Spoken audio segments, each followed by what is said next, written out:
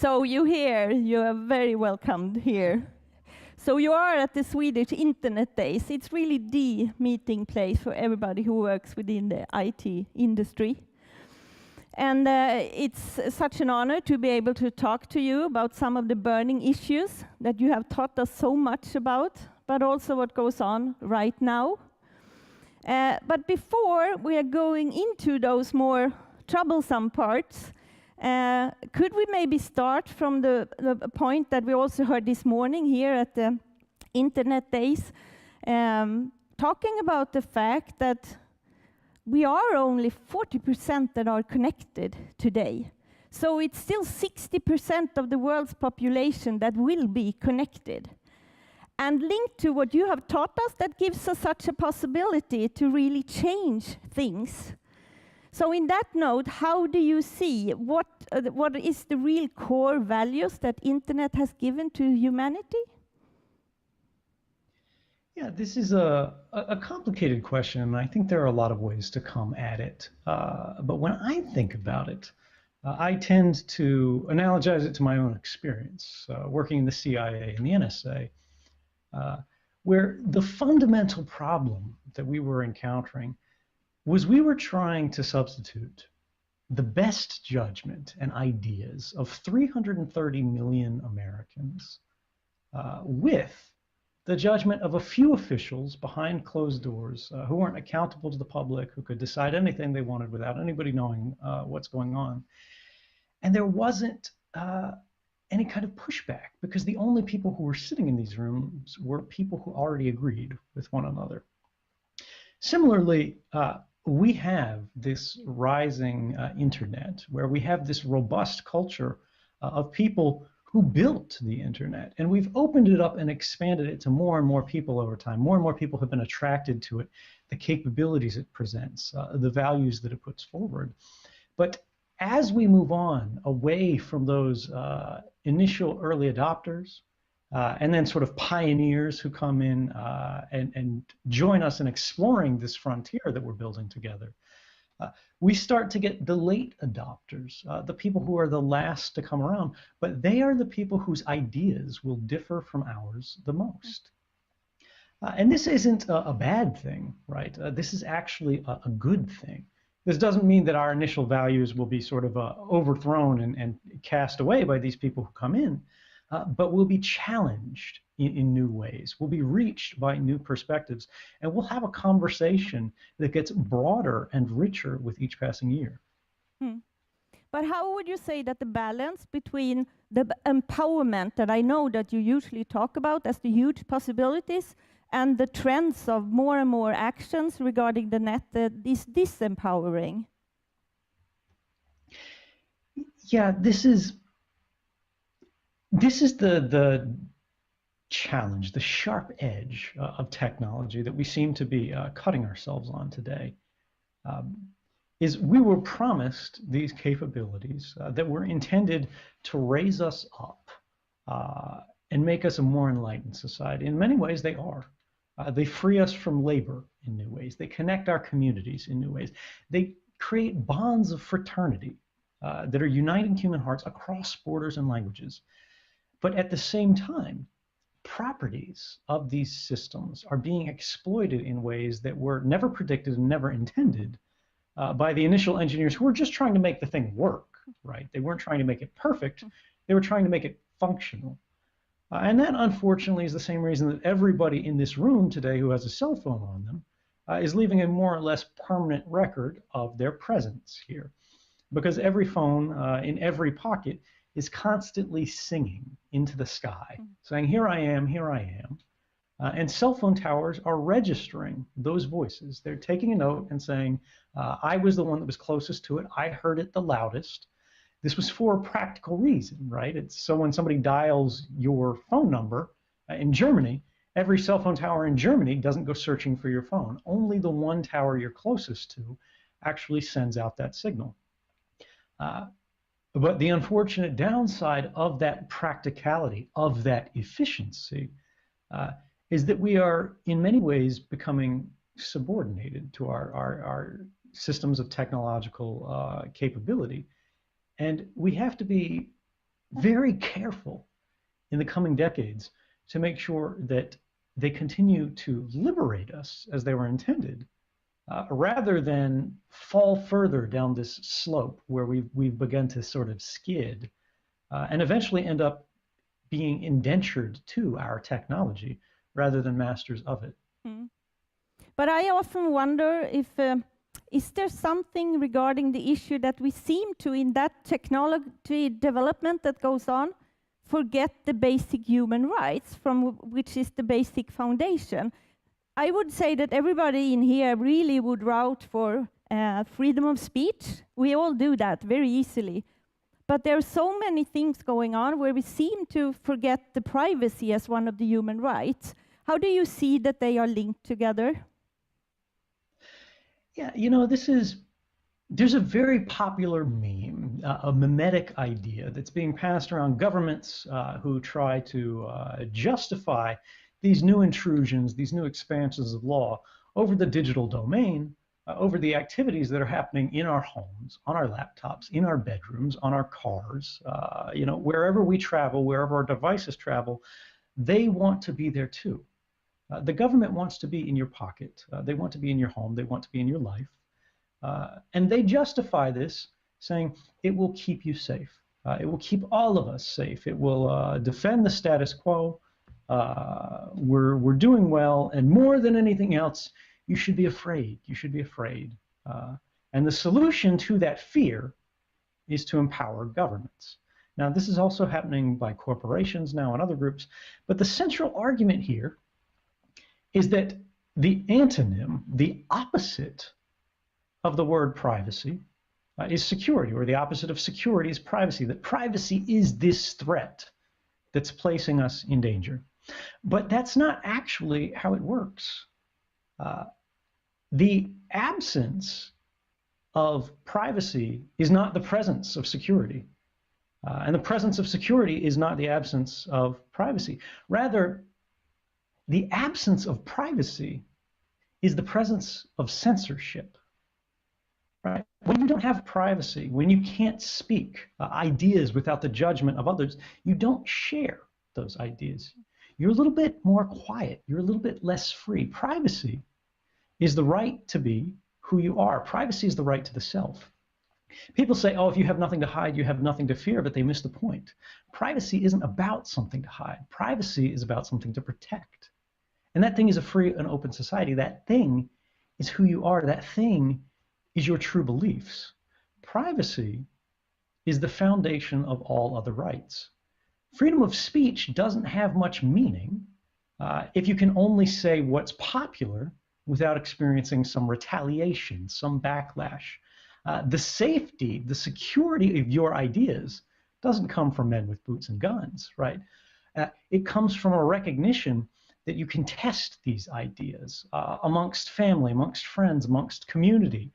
You can socialize these ideas to figure out if they're strong enough, if they're ideas that you're proud of, that you can actually circulate and release out into the world, and have them be challenged, have them be protected, right?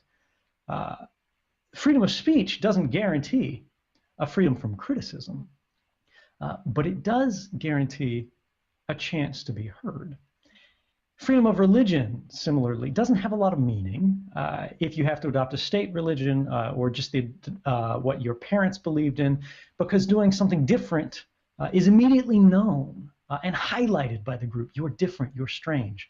And that's where we get to the basic idea that privacy is what enables progress. Privacy is the right to progress. Privacy is what allows us to evolve, because privacy protects those who are a little bit different. If you're the most powerful member of society, you don't need privacy, right?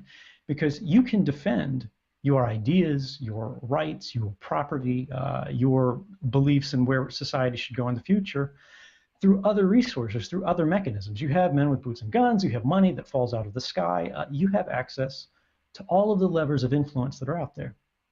But what if you're the minority? Yeah.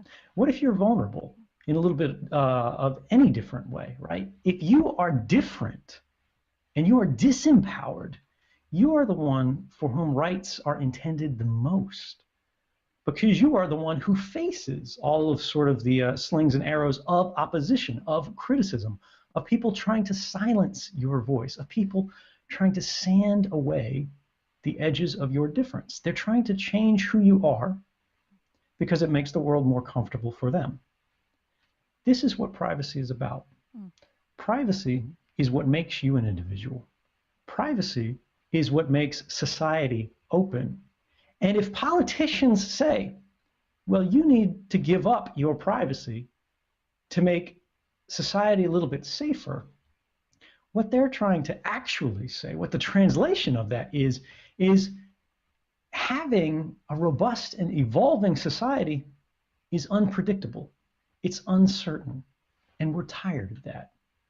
We think that we've gone far enough. We think we've moved things to a comfortable point, and we don't need any more change. So what we want you to do is give up your voice, freeze progress where it is right now, and say, enough is enough. I like it here, and we will never take more than another step forward because it introduces uncertainty. But while we can understand that on some level, right?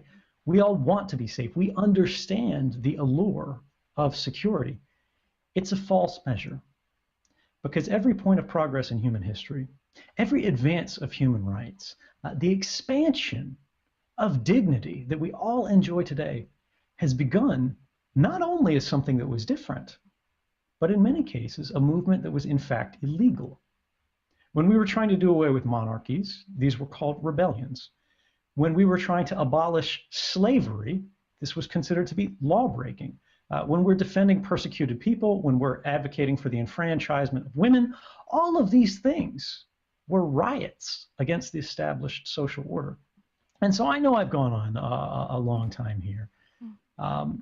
But if I could say, just one thing, it's that, yes, there is uncertainty in an open society. Yes, we don't know what tomorrow looks like in a democracy. But uncertainty is the price of democracy. That unpredictability is not a weakness, it's a strength. That is the thing that allows us to evolve.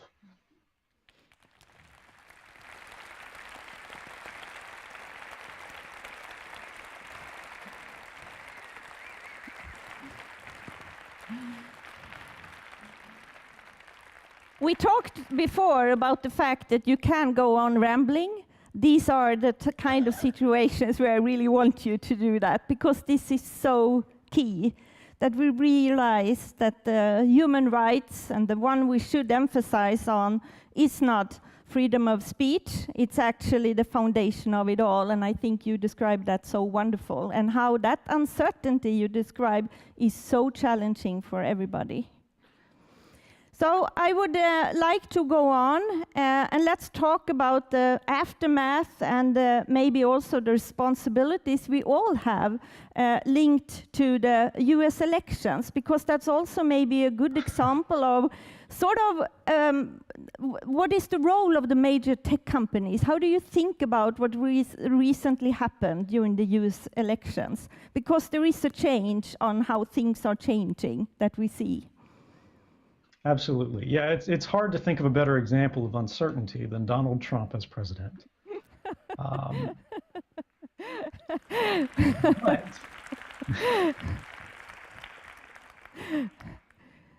But look, this is something that we need to remember, because it is important.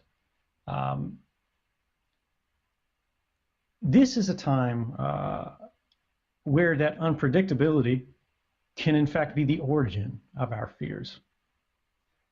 Because this is a position invested with a lot of power. But the president does not rule the world, nor does he rule any one of us. We, the individual citizens, the companies that we create, the values that we promote, the systems we build, the conversations that we have, the actions we take every morning when we get up and decide how we're going to move through the day. These are the things that decide our future. And this is critical because when we think about the advances of technology, when we think about all of the capabilities that have been put in place by all of these governments, not just in the United States, but around the world, even in Sweden with their own intelligence, the FRA, and other groups, doesn't matter whether it's Russia or China or France or Germany, or the United Kingdom, which just passed the most extreme surveillance bill in the Western world, and in fact in the history of the West. We have to recognize that governments make mistakes, and that because of this, we need to be aggressive about building safeguards into our system to mitigate the harms, the damages that result from these unpredicted, unexpected circumstances. Now, when we think about how this interplays with corporate policies, right, and the citizen, you go, well, what can I do? I'm not the Prime Minister of Sweden. I'm not a king. I can't make the rules. But in a lot of ways, you can. Everybody works somewhere, or in fact, most people do. And whether that's at a private corporation or something that you built yourself, whether it's within the government, we can promote change. And one of the central challenges of these mass surveillance systems that we're discussing today is the access to data that they have. If we're talking about the current election as an example, in the wake of sort of the hack of the US political process that we saw, where these emails got sent loose, Donald Trump was once asked what he thought about that. And rather than condemning it, he said, and I want to quote the words directly here so I don't get them wrong. This is an exact quote. He said, "Honestly, I wish I had that power. I'd love to have that power to hack anybody's emails, to release whatever he wanted about political opponents or whatever." And now he does. That's the world we live in. How do we fight back? How do we enforce our rights? Not to say Donald Trump is evil, I want to, mitigate him, I want to make sure he's disempowered or whatever, because that's not really the issue. We don't care about Donald Trump. Donald Trump is just a president. It's an important position, but it's one of many. What we actually need to think about is how are those things enabled? And that's when we look at the story of 2013 to today, that all of these companies, all of these internet service providers that we rely upon around the world, whether it's Google, Yahoo, Facebook, Apple, anybody, they've gone beyond what the law requires in the United States to allow the government to sort of rifle through their data holdings. If you're an American citizen, they have to go to a secret court that always says yes and get a rubber-stamped warrant before they can tell Google, we want all of this person's email. But if you're not an American citizen, and this is true today, anybody sitting in this room right now, an analyst sitting at the NSA, such as myself, does not need a warrant from the court. They don't need to establish probable cause that you are engaged in any kind of wrongdoing. Instead, the Attorney General, our top justice official in the United States, goes to that same secret court only once a year, and he provides a list of general activities that he considers threatening to the United States or matters of intelligence interest. And if you meet any of these categories of activities, they can simply, the analyst themselves, can self-certify that these authorities, this is under a law called the FISA Amendments Act, Section 702, mean they can go use these programs to gather this kind of information in response. And this continues to be the case even despite the fact that a few years before, the underlying laws in the European Union that allowed your data to be passed to these US internet companies collapsed. This was called the Safe Harbor Agreement. When they found out the United States was cheating and their laws were allowing them to sort of indiscriminately rifle through this information, they said, we need a new agreement.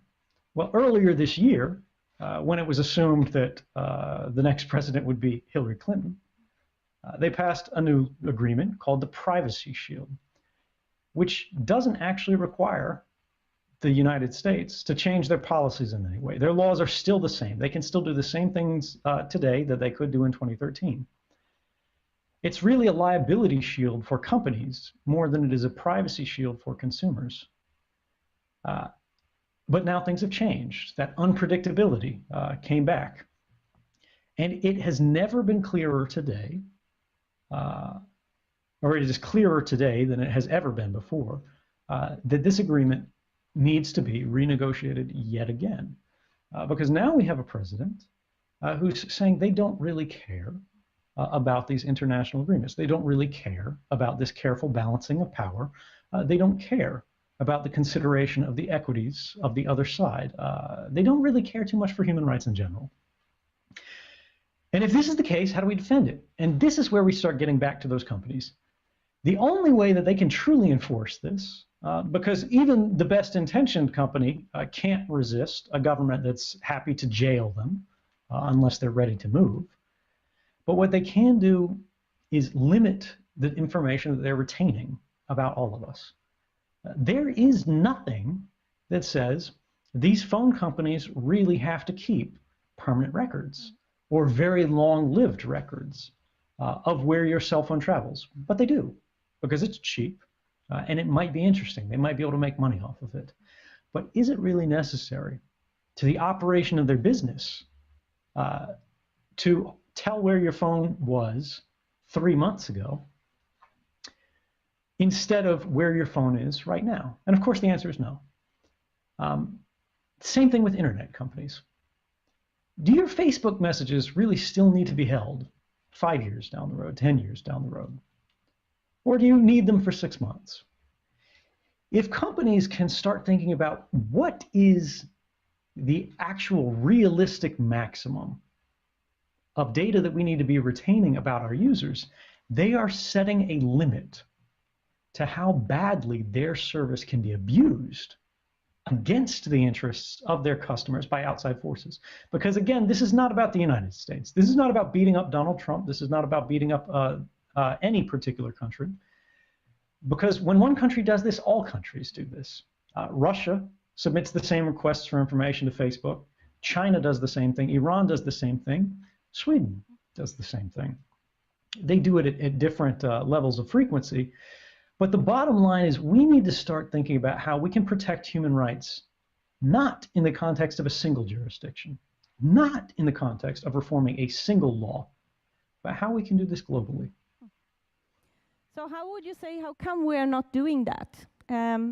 Maybe the question is that we do not, maybe it's the privacy issue we talked about, we do not value that enough, it seems, at times.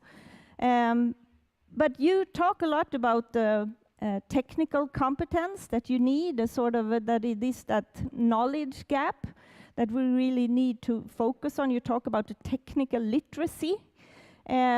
Is that something that could help? What competences do we need to be better to also roar a bit higher earlier as users as well? Or are we just naive? Yeah, I mean, this is, I think there's a lot of reasons for this, and it's unfair to single out a single one.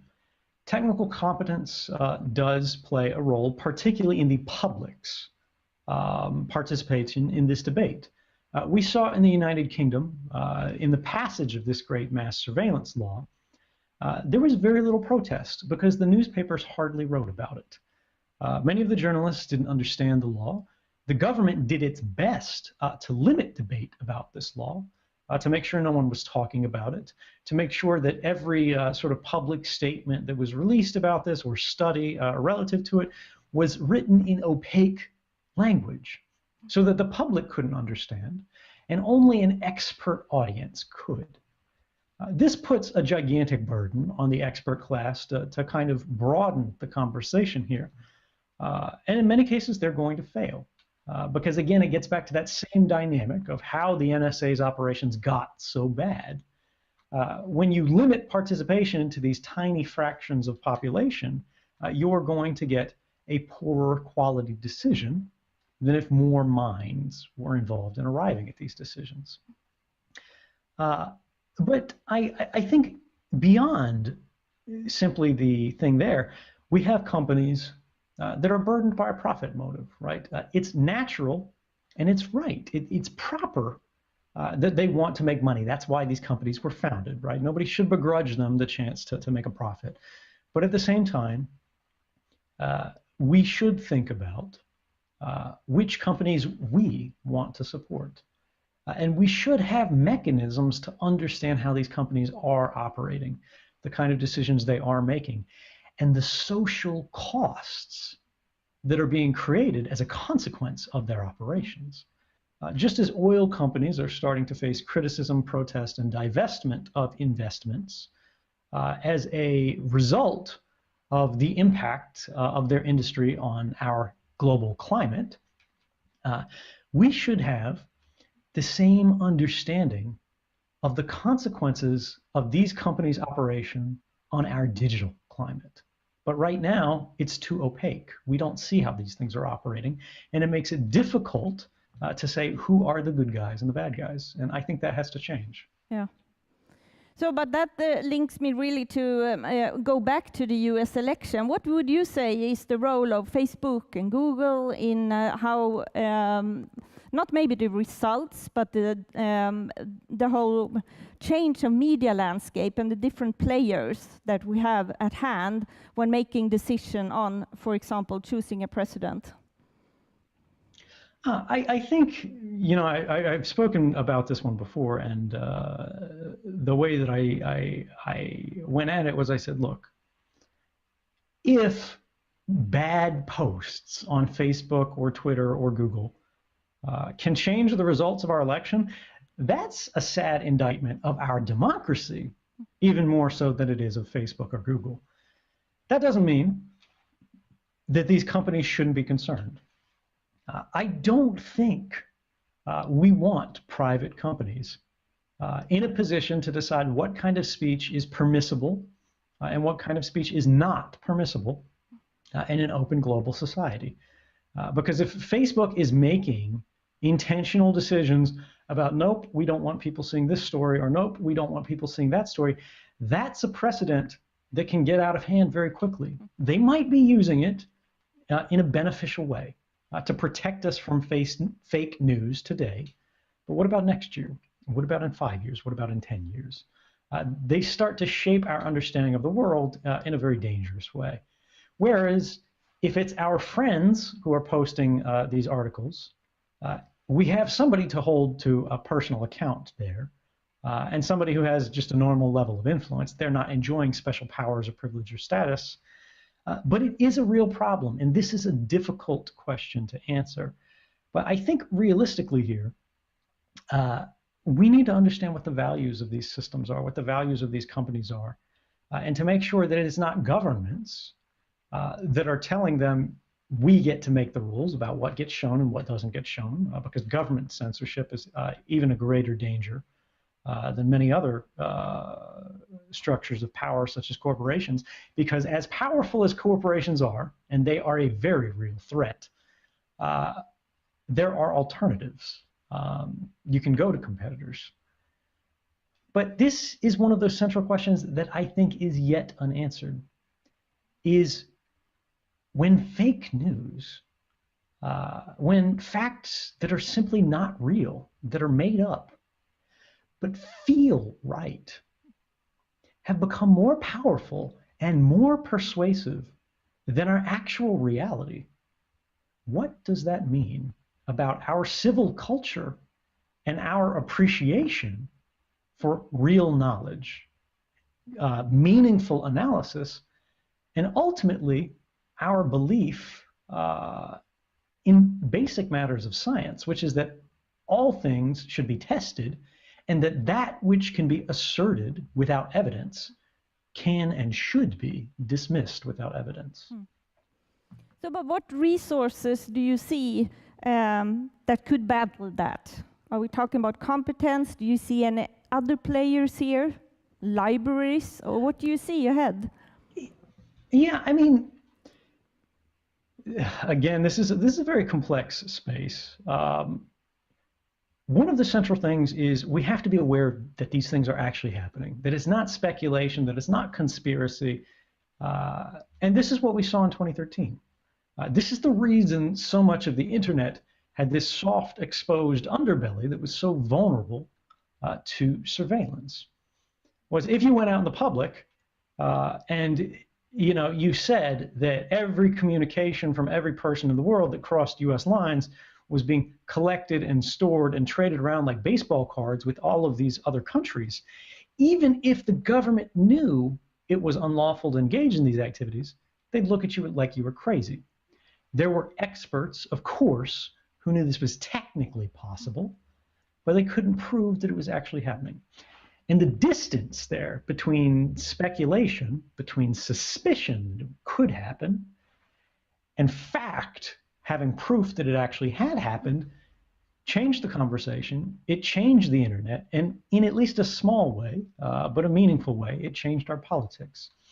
And I think this is very much the same. When we start to see that these fake narratives actually have a real impact, we become more aware and more armored against them. We become a little bit more skeptical. We require a higher standard of evidence, and this is a beneficial thing. But you mentioned libraries there, and I think that's actually a critical role that we haven't thought about that much.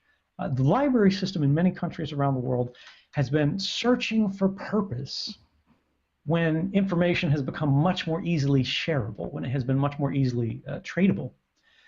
But we can think of librarians as a professional class that are dedicated to the ascertainment of facts, the familiarity of facts. And it would be helpful if we had more public voices and more public institutions that could weigh in a nonpartisan, apolitical way, but help us understand where the resources are and what the facts are that allow us to actually resolve these controversies in a fair way. What is very clear when listening to you is that, and I think that's so inspiring to hear here as well, is the fact that there are so many professions that need to step up to the game and see what is their role, as well as we as individuals when using these services.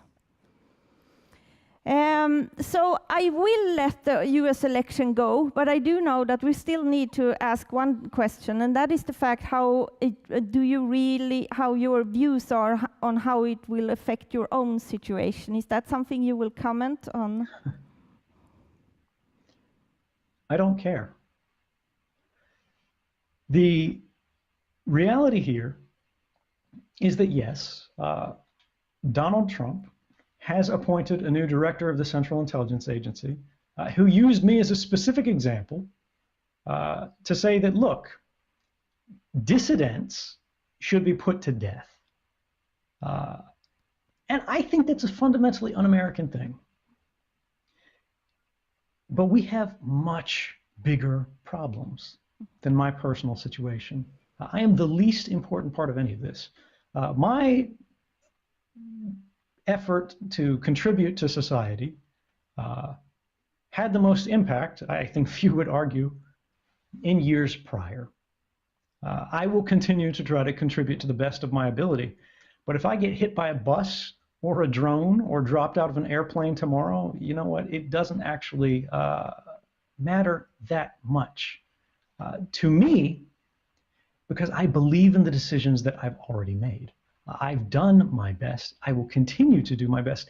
And I will not be afraid of these kind of policies that fail to understand the most basic truth of any democracy, which is that dissent is patriotic. It's not treason.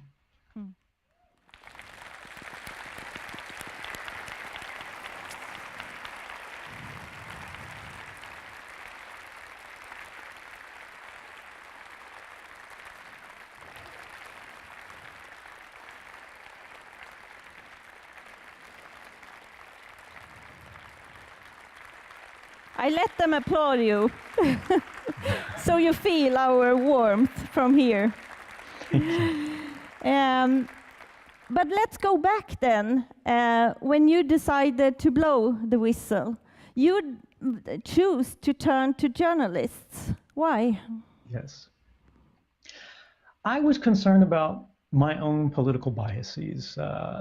Because when I was thinking about how we got here, again, sort of the original sin that led us to this series of mistakes, uh, it was that we didn't have enough voices in the room.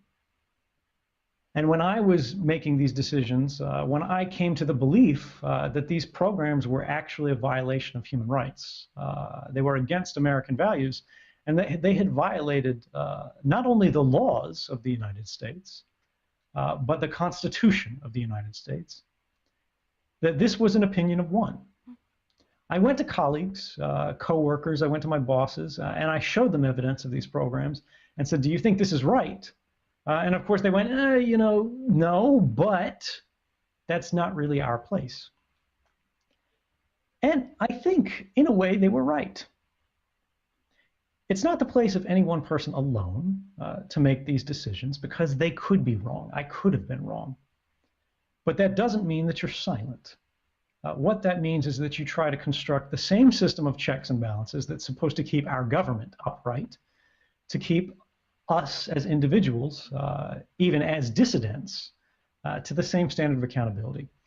And so rather than acting on my own and publishing information on the internet directly, which I've been criticized for, and it's fair to say, right, this individual's acting as a gatekeeper, they're not sharing everything the public should decide. It's a fair criticism. But I believed personally that some of this information was legitimately classified, but it did also need to be considered in understanding how the operations of all these programs work, where the line was between permissible and impermissible. And so I worked with journalists to remove my own personal political biases from the equation, to mitigate the possibility that I could have simply been wrong or too radical, because this is the role of a free press in an open society, to contest the government's monopoly on the control and dissemination of information about their activities, and to ultimately measure the balance of equities in those hard questions where maybe it's close about should the public know about this or maybe not, between what the government says and what the public believes they need to hear. And so it was for this reason that I set up a specific system where I shared this information with journalists that I believed showed evidence of criminal activity, of violations of human rights and law. They then would remove me from the process, and they agreed to publish no story that was not in the public interest to know, right? They wouldn't publish something just because it's interesting or just because it's newsworthy, but something that was actually necessary to create a freer and more fair society. And I didn't consider this to be sort of a betrayal of commitment to the public, but rather I believe this to be an indication of faith in the public, of loyalty to our values, to make sure that I'm not just trying to light a match and burn it all down on my own. And then, and this is where it got really controversial, I required the journalists in every case, in advance of publication, to go to the government and allow the government to argue with the journalists that any detail in the story that they were going to publish could cause harm to a particular individual. Maybe the journalists didn't understand everything. Maybe I didn't understand everything. Maybe we didn't see the big picture. And one sentence in a story might reveal a human agent behind enemy lines in a place like North Korea, right? And put this person in danger. As far as I know, this process was followed in the publication of every story. Now, it's important to note, this did not give the government a veto over the publication of any stories.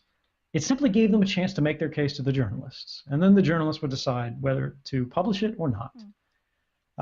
And I'm not aware of any case where the government successfully killed a story. There are a few stories where they changed a detail here or there, but I think that was fair, because in 2013, everybody in the United States government stood up and said, this guy and these journalists are traitors. They're going to get people killed. They have blood on their hands. People are going to die over this. And yet, 3 years later, in 2016, nobody says that anymore. Nobody credible, anyway. Because with 3 years of history since then, all of these government officials have had opportunity after opportunity to show evidence that somebody came to harm, to show us the body, to give us the name. And they've never done that in a single case in more than 3 years. So I could be wrong here. I'm not saying my model is correct. I could be completely wrong, and criticism is fair and I welcome it. But what I will say is this. I think we did a good job in balancing real needs for secrecy in real cases. For example, we didn't publish the names of every terrorist, every criminal that's under investigation, of every program or operation that's keeping militaries from charging across borders. But we did manage to publish things that changed the laws of the United States. They changed the public's awareness of what the facts of their world actually are, and no one had to die for it. And that's something I'm proud of. Yeah, you should be.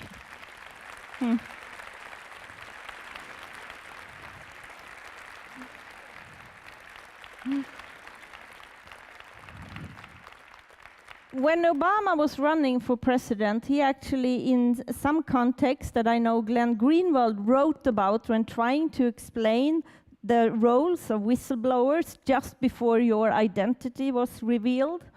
That was a wonderful definition of whistleblowers, but let me hear it from you. What part, what role, and what's the definition of a whistleblower in a democratic society? I define whistleblower a little bit more broadly than many do. The government's definition is someone who reveals waste, fraud, or abuse of the government's authorities. Now, they try to caveat that and say people who go through official processes, specific channels, and reveal this to specific officials, and let those officials make the decision about what should be done. This is pretty controversial, and most people recognize this is a mistake. It leads to a broken system. And I actually want to share with you the testimony of a government official, the second top lawyer for the National Security Agency, who was responding to another whistleblower, the whistleblower who preceded me at the NSA, Thomas Drake. He tried to reveal the warrantless wiretapping system, the same one that I was talking about 10 years before me. And when he went to this individual and said, the NSA has broken the law, it's violating the Constitution, this is what this official said.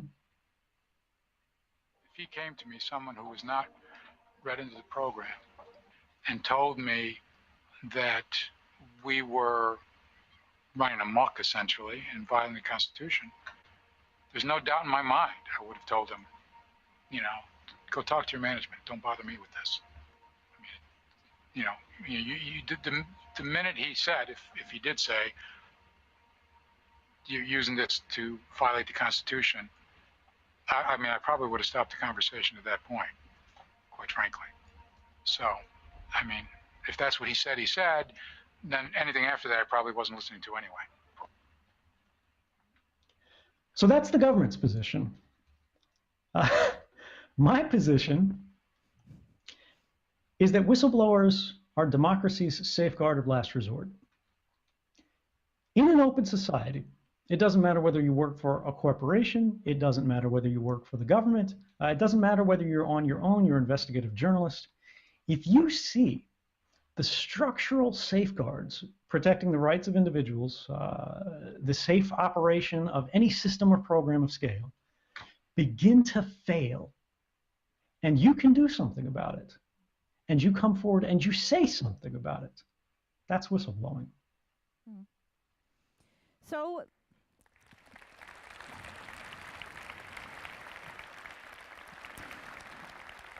with your experience now, what would you give, what would be your best advice for someone who would like to who discovers wrongdoings and is thinking, oh, what should I do with this now? How do you find people you trust enough to give information to, and what other tips do you have?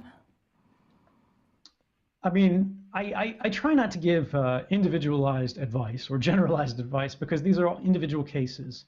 It happens in many different contexts in many different ways. When you look at the Panama Papers revelation, the source remains anonymous, their identity has never been publicly disclosed. And I think this was the right move. I think it was a good thing.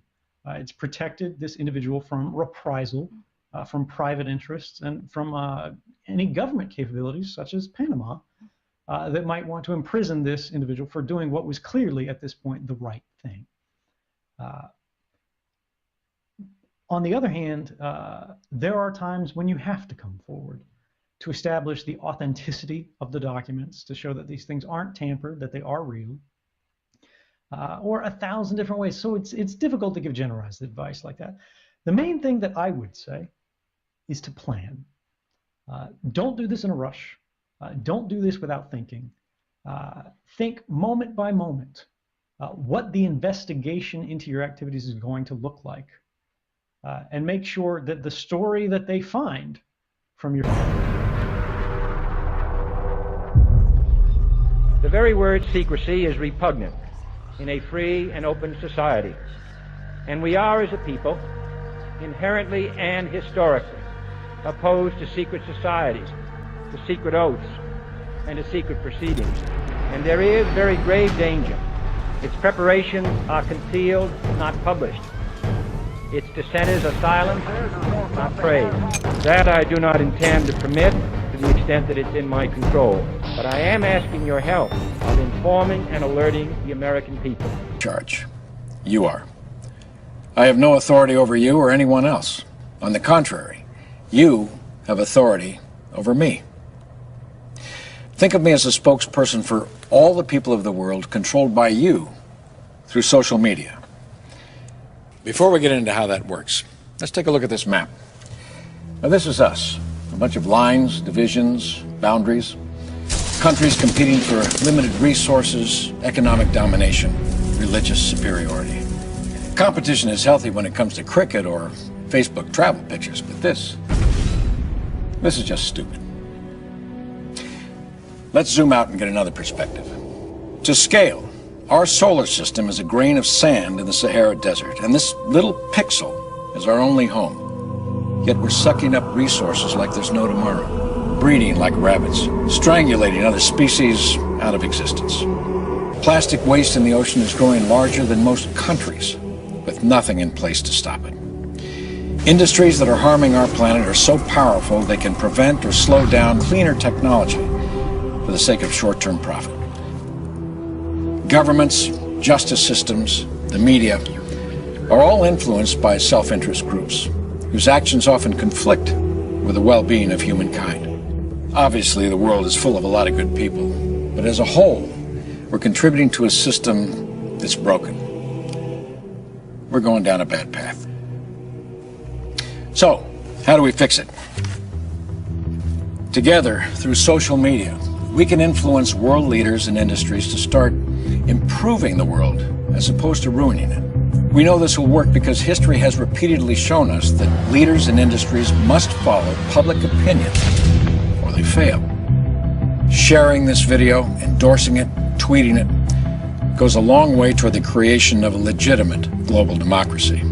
Because the more people unite in one place, the more powerful their voice becomes.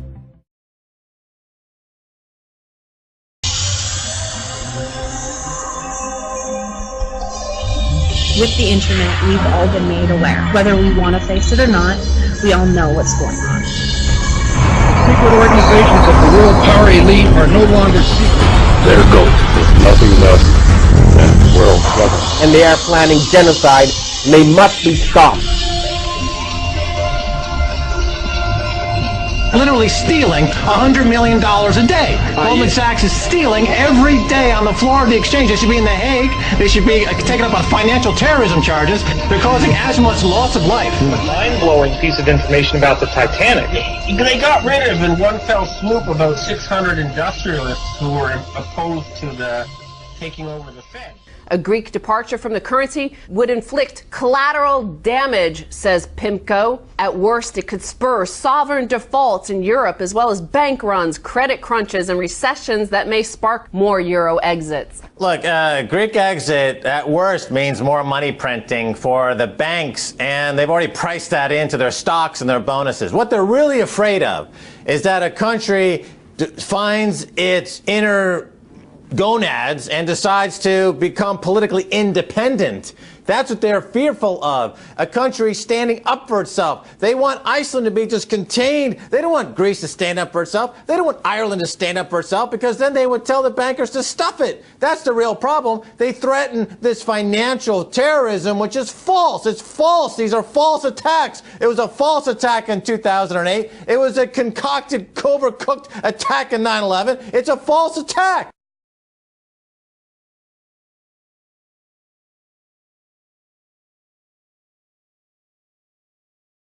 In Iceland, 4 former bank chiefs have been jailed for fraud. The sentences go as far as 5 years behind bars. They're accused of concealing that a Qatari investor bought a stake in their firm, using cash lent from the bank itself, illegally. The deal took place just ahead of the collapse of the bank due to huge debts. This shit's got to go. Hey, guess what country is getting itself out of a financial hole by some rather draconian measures? Well, Greece? No, not even close. Yeah. Iceland. Iceland? Iceland. Who They knew? are putting people in jail. They are putting, like, prime ministers being indicted. They're going after bankers. The people said, yeah, I said, those banks were ripping us off. We don't like what they did. They brought our country to ruin. And now Iceland suddenly is turning around. Their GDP is growing, and they look like a big success story. The former chief executive and chairman of Anglo-Irish Bank, Sean Fitzpatrick, has appeared in court in Dublin. Well, John, Sean Fitzpatrick arrived at the courts complex here behind us just after 9 o'clock this morning. He was put into a Garda van at the Bridewell Garda station and driven here. He had been arrested at 5:37 a.m. at Dublin Airport. He had flown back in from the United States in the early hours of the morning, and he met officers from the Garda Bureau of Fraud Investigation and officers working for the Director of Corporate Enforcement by arrangement. There was an appointment made, and they met at Dublin Airport. A 31-year-old man was arrested in London earlier today. A guy you could say had a bit of a gambling problem. Just how much money did he lose while working as a trader at the investment bank UBS?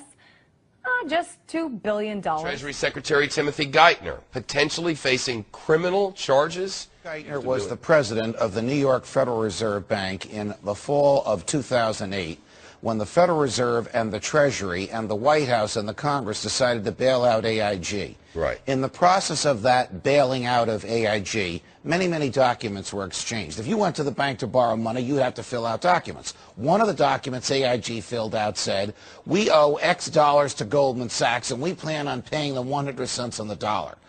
According to Bloomberg, emails that came out yesterday say that lawyers for the Federal Reserve Bank said, we were told to strike this from the form so that AIG would not reveal to the Treasury Department or to the public that this money was going to be paid to Goldman Sachs, because that's a politically toxic issue. Goldman Sachs making a fortune, making 100 cents on the dollar with federal funds. Now, if you go to buy a $25 savings bond from the federal government and you falsify the document to acquire that bond, you can go to jail. That's right. If you borrow $185 billion from the government, like AIG did, and you falsify a document, even if the government told you to do so, the people involved can go to jail. Debate in India over thousands of crores of black money being stashed away in secret Swiss bank accounts. A former Swiss banker has handed over details of offshore accounts of 2,000 high net worth individuals to the whistleblowing website WikiLeaks. Rudolf Elmer, a former employee of a Swiss bank, handed over 2 disks of information to WikiLeaks founder Julian Assange in London. He says they have information on tax evasion by celebrities, business leaders, and even politicians from the US, Britain, and Asia, but it's not yet clear if there are Indians on the list. Elmer says that after years of watching the money laundering trade, he wanted to do something about it. He will appear before a Zurich court on Wednesday, charged with violating strict Swiss banking secrecy laws.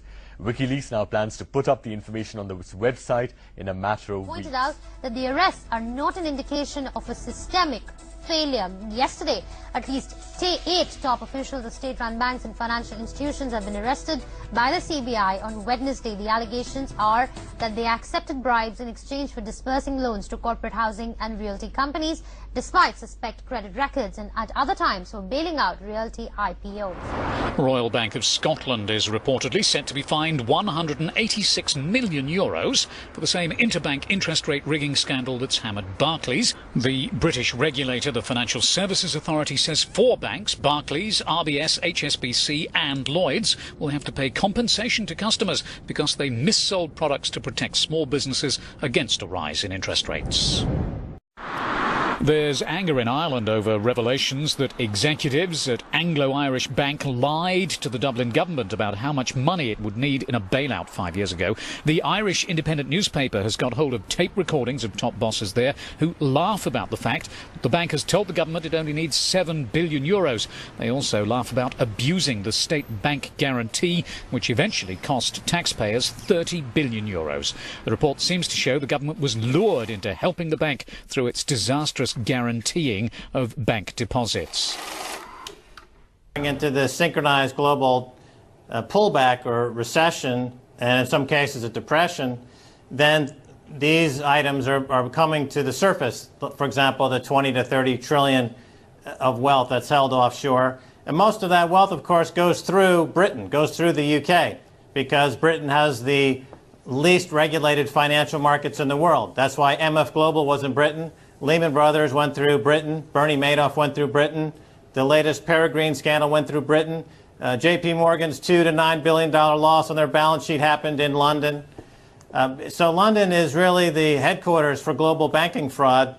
And even though the economy is contracting in Britain, I notice that the banking sector is still making huge profits. The Barclays chief operating officer that was caught committing fraud just got a golden parachute of £8 million. So as I've said, until you get rid of the financial terrorists, then you're going to continue to get, you're going to have these weapons of mass financial destruction blow up in your face.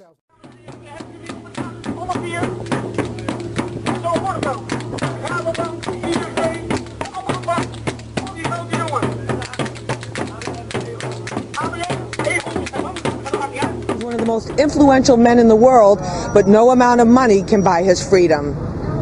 62-year-old IMF head Dominique Strauss-Kahn spent the night in a jail cell in an East Harlem police station. It was a far cry from his $3,000 a night luxury hotel suite at the Sofitel in Times Square. That's where cops say he sexually assaulted a 32-year-old maid, chasing her around the suite naked, trying to rip off her underwear, then forcing her to perform a sex act. It's almost like they're not human, isn't it? You look at them and you think, these people don't live in the same world as us. Do you remember that before the crisis happened, what they were doing was decimating the high street banks, laying off all their staff, putting us all on computers when they clearly hadn't developed the technology for those computers. They told us that they were doing that to make things better for us. They didn't. They made things worse for us. And it was simply in order to collect up an enormous amount of money that they could invest in the casino of international banking. And they blew it because they didn't understand it. And then they come back to us and say, oh, can you bail us out now for hundreds of millions of pounds? We give them the flipping money and they don't lend it to us even though they've promised to do so. They have the gall to increase their wages by 12%, to give themselves bonuses and say we've got to do this because if we don't, we'll leave the country. And all the time, actually, in the background, they're committing acts which in any other business I think would be seen as criminal. I have no respect for British bankers and the British banking system at all. They've dragged us into that situation. It's about time they started getting us out. Another posh New York City hotel, another hotel maid saying she was sexually assaulted by another foreign banker. $96 billion lawsuit just filed against 17 major banks. There's 236 resignations from the world banks. The arrests of the leaders of the criminal cabal. The dark cabal rats are panicking and turning on each other. They are threatening to kill each other. And just attack that market. Greece was put out of business by financial terrorists. Same thing with Ireland. Same thing with Italy. Same thing with Spain. That's what we're dealing with here. Weapons of mass financial destruction in the hands of sociopaths like Lloyd Blankfein at Goldman Sachs, like Jamie Dimon at JP Morgan. These are the real terrorists. We're cutting off their money, and we're going to put them in jail. They have to surrender. Once these murderers are out of power, you will find